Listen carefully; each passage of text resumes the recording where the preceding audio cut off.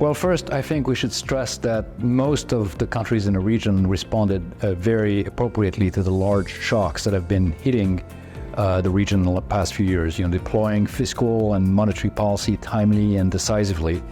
And in some ways, it speaks to the progress the region has made in strengthening policy frameworks over time. Now, it is time to normalize policies and rebuild policy space. So if we think first about monetary policy, monetary policy easing should continue, although the pace and the speed at which this easing should proceed needs to be calibrated carefully given country circumstances to strike the right balance between preventing an undue economic contraction if the easing happens too late, or fending off remaining upside risk to inflation if it happens too early.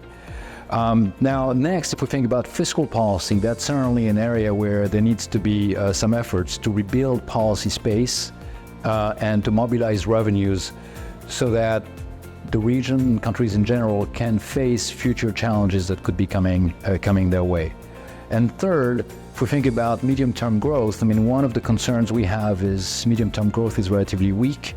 It's projected to be just above 2%, well below peer economies, and somewhat lower than the region's own historical averages. And so boosting growth will require strengthening governance, will require improving the business environment to raise investment, will require creating opportunities for mineral-rich countries to benefit from the energy transition.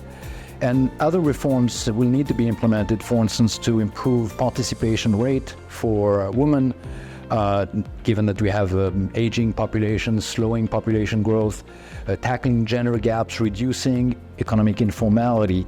And these are things that will all foster growth and help raise potential output growth in the medium term.